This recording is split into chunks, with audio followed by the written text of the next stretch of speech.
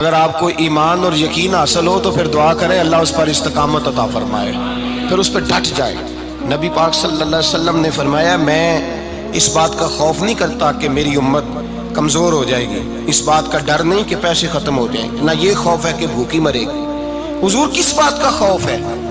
تو نبی پاک نے فرمایا خوف یہ ہے کہ ان کا یقین کمزور ہو جائے گا۔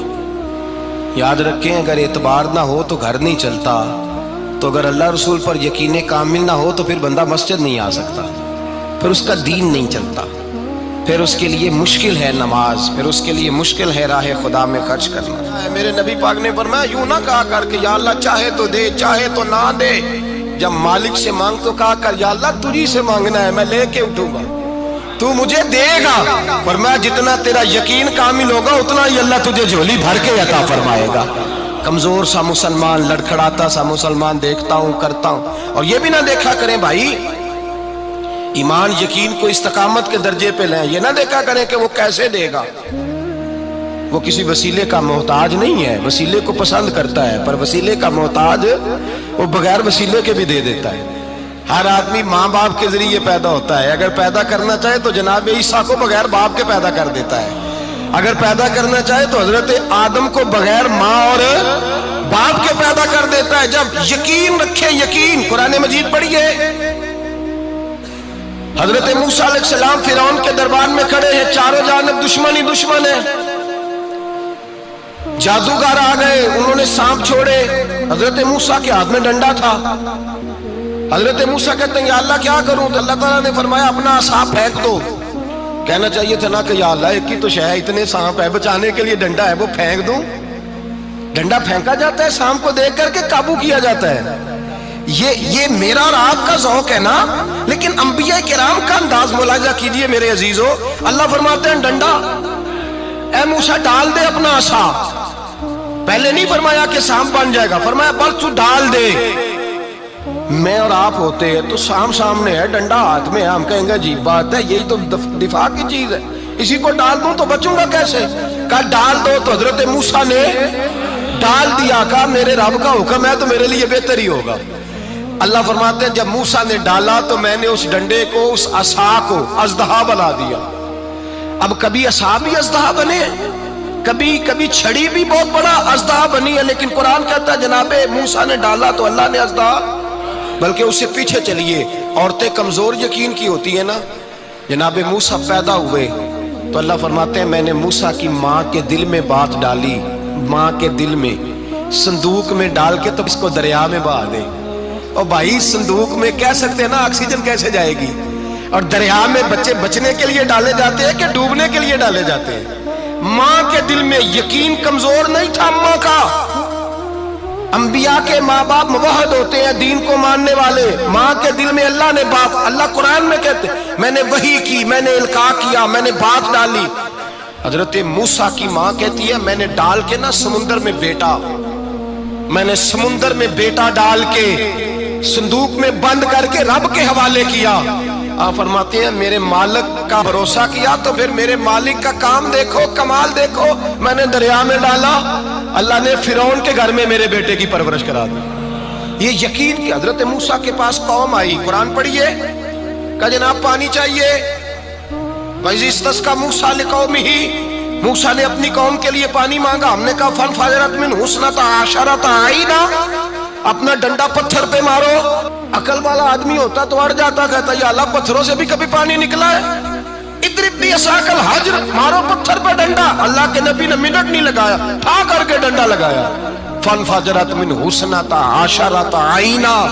اللہ فرماتے ہیں جناب موسیٰ نے ایک عصا مارا، میں نے 12 چشمے جاری کر دیے۔ تو لے تو اللہ کرتا ہے، اللہ کہتا ہے پڑھ نماز روزی دوں گا، کہتا ہے سوچتا ہوں۔ اللہ فرماتا ہے آجا مسجد میں تیرا ہو جاؤں گا، کہتا ہے دیکھتا ہوں۔ رب فرماتا ہے تو میرے محبوب کی غلامی کر، میں تجھے محبوب بنا لوں گا۔ تو کہتا ہے تھوڑا بڑا ہو کے داڑھی رکھنی ہے، ابھی سیانا ہو کے میں ذرا سرٹیفکیٹ لے لوں اسرائیل سے کہ کتنے سالوں کے بعد آئیں گے، پھر شروع کروں گا۔ پروگرام بنا رہا ہے، ابھی تو ارادے میں ہے۔ اللہ کے پیغمبر کا ڈنڈا، اور اس سے زیادہ آگے بات ہو گئی، پیچھے فوج لگی ہوئی ہے فرعون کی، مجمع ہے، ہزاروں لاکھوں کا لشکر لے کے، تلواریں نیزے، فرعون پیچھے، آگے دریا آ گیا۔ حضرت موسیٰ علیہ السلام کھڑے ہیں، اب کدھر جائیں؟ اللہ پاک نے فرمایا مارو ڈنڈا۔ کہاں؟ پانی پہ ڈنڈا مارو۔ اب حضرت موسیٰ علیہ السلام پانی پہ ڈنڈا مارے تو پانی ابھرے گا، اس سے زیادہ کیا ہوگا؟ پہلے پتھر پہ ڈنڈا مروایا تو پانی نکلا، اب پانی پہ ڈنڈا مروایا فَإِذْ فَرَقْنَا بِكُمُ الْبَحْرَ فَأَنْجَيْنَاكُمْ وَأَغْرَقْنَا آلَ فِرْعَوْنَ۔ اللہ فرماتے ہیں موسیٰ نے پانی پہ ڈنڈا مارا تو میں نے پانی میں رستے بنا دیے۔ ایک جگہ ڈنڈا مارا تو پانی نکل آیا، دوسری جگہ عصا مارا تو پانی خشک ہو گیا، 12 چشمے بن گئے، 12 رستے بن گئے دریا میں سے۔ حضرت موسیٰ علیہ السلام گزر گئے اور اللہ فرماتے ہیں فرعون بھی آیا تو اسے میں نے غرق کر دیا، اور وہ کھڑا دیکھتا ہی رہ گیا کہ بنا کیا ہے۔ جب یقین کامل نصیب ہوتا ہے، اعتماد کی دولت اللہ دیتا ہے، جب انسان کو یہ انشراح صدر ہو جاتا ہے کہ میری نجات خدا کے حکم میں ہے اور رسول اللہ کے قدموں میں ہے، جب اسے یہ انشراح حاصل ہوتا ہے تو پھر نماز کا لطف آتا ہے۔ غور کیجئے کیا جملہ کہہ دیا میں نے، پھر اسے نماز کا پھر اسے نماز بوجھ نہیں بلکہ نماز نہ پڑھے تو اس پر بوجھ ہوتا ہے، پھر قرآن مجید اس کی روح کا ساتھی ہو جاتا ہے، پھر عبادات، تقوی، پرہیزگاری، پھر وہ ایک سنت کے چھوٹنے پر پریشان رہتا ہے۔ جب یقین کی دولت نصیب ہوتی ہے، قرآن مجید فرقان حمید نے کہا ایمان لاؤ تو پھر ایمان پہ ڈٹ جاؤ، مسلمان بنو تو پھر اسلام پر۔ پھر یہ جو کمزوری ہے نا، یہ دیکھتے ہیں، کرتے ہیں، چلتے ہیں، ابھی کل ابھی پرسوں بہانے ہیلے، ابھی میں نماز شروع کرتا ہوں دیکھتا ہوں لا الہ الا اللہ محمد الرسول اللہ صلی اللہ علیہ، جب کسی نے کلمہ پڑھا تو اس پر پورا دین ضروری ہے، پورا۔ اب وہ یہ نہیں کہہ سکتا کہ تھوڑا تھوڑا کر کے آؤں گا۔ یقین کی دولت نعمت ہے۔ اللہ پاک قرآن مجید میں فرماتے ہیں ان الذین قالوا ربنا اللہ ثم استقاموا، جنہوں نے کہا کہ اللہ ہمارا رب ہے اور پھر وہ اس پر ڈٹ گئے، پھر اس پر وہ کہا تو ڈٹ گئے، کھڑے ہو گئے، نہیں اللہ ہی رب ہے، اللہ ہی دینے والا، اللہ ہی مالک، اللہ ہی ہمارا رازق ہے، رب ہی ہمارا سب کچھ۔ جب ڈٹ گئے تو فرمایا تتنزل علیہم الملائکہ، پھر میں ان کی مدد کے لیے آسمان سے فرشتوں کا نزول فرمایا کرتا ہوں۔ فرشتے کیا کہتے ہیں؟ اللہ تخافوا ولا تحزنوا، غم نہ کرنا، خوف نہ کھانا، وابشروا بالجنۃ التی کنتم توعدون، ہم تو تمہیں اللہ تبارک و تعالیٰ کی اس جنت کی خوشخبری دینے آئے ہیں جس کا رب نے تمہارے ساتھ وعدہ کیا ہوا ہے۔ پھر فرشتوں کا نزول ہوتا ہے، لیکن شرط کیا ہے کہ ایمان لائے، اور پھر ایمان پر پھر یہ نہ سوچے کہ وہ کس طرح دے گا، وہ کیسے عطا کرے گا، وہ میری مدد کس طرح کرے گا، نظام کیسے چلے، ڈٹ جائے، کہے میرے اللہ کا حکم ہے تو میں نے حلال ہی کھانا ہے، میرے رب کا حکم ہے تو میں نے تھوڑے پہ ہی گزارا کرنا ہے، میرے مالک کا حکم ہے تو میں نے اپنی جیب دیکھنی یا دوسرے کی نہیں دیکھنی، میرے رب کا حکم ہے تو میں نے اس کی اطاعت میں رہنا۔ جب ڈٹ جائے گا اللہ کے احکامات پر، جب ڈٹ جائے گا تو اللہ فرماتا ہے پھر میں تیری مدد کے لیے فرشتوں کا نزول کروں گا۔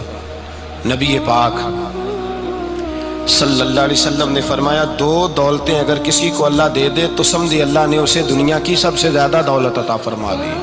یا رسول اللہ وہ کون کون سی چیزیں ہیں؟ فرمایا ایک جس شخص کو اللہ نے معاف کرنے کی دولت عطا کر دی، جو معاف کرنے لگ گیا، جس کی طبیعت میں درگزر آ گیا، جو معاف کرنے لگا، غلطیاں معاف کرنے لگا، جس کو ایک دولت یہ مل گئی۔ اور دوسرا میرے مصطفیٰ نے فرمایا جسے اللہ نے یقین کی دولت عطا فرما دی، جس کو یہ 2 دولتیں مل جائیں، ایک درگزر کرنا، دوسرا رب رسول پہ یقین کامل رکھنا، اسے کائنات کی ہر شے مل گئی۔